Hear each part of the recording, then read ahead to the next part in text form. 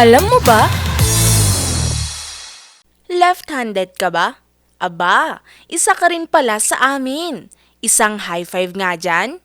Pero, alam naman natin na hindi palaging madali ang buhay para sa mga kaliwete. Mula sa mga armchair sa school na halos pang right-handed lamang, hanggang sa hawakan ng tasa ng kape na laging nakaharap sa kanan. Lahat ng ito ay parang maliliit na pagsubok na walang humpay. Ang World Left-Handers Day ay nagsimula noong 1992 sa pamamagitan ng Left-Handers Club sa United Kingdom. Alinsunod ito sa pagtatatag ni Dean Campbell ng Left-Handers International Incorporated kung saan unang ipinagdiwang ang kaganapang ito noong 1976. Layon nito na itaas ang kamalayan sa mga kakaibang pangangailangan ng mga left-handed individuals at ipagdiwang ang kanilang kakayahang makibagay sa isang mundong nakadesenyo para sa mga right-handed. Base sa World Atlas, tinatayang nasa 10% lang ng populasyon ang left-handed. At ayon sa Medline Plus, madalas itong naiuugnay sa genetics.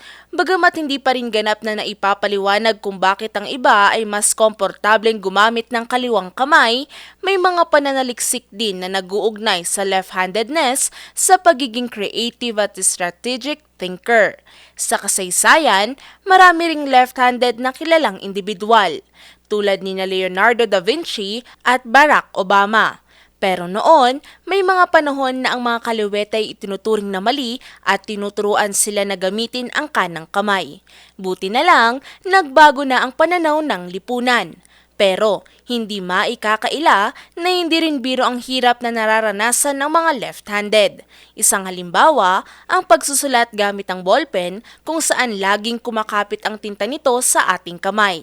Sa klase naman, ang mga armchair, halos pangkanan lahat. Literal na, the struggle is everywhere. Sa kusina, ang can opener at kitchen knife idinisenyo rin para sa mga right-handed.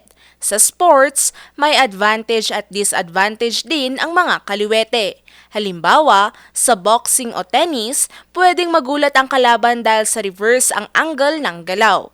Sa teknolohiya, ang mouse ng computer ay kadalasang nakaposisyon sa kanan.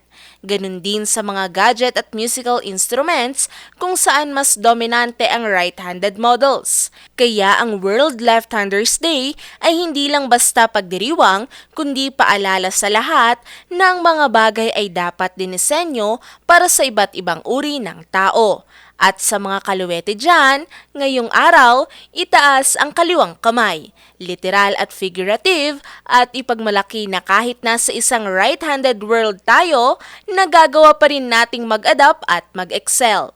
Sapagkat sa huli, hindi naman basihan kung aling kamay ang ginagamit, kundi kung anong galing ang pinapakita. Ngayon, alam mo na!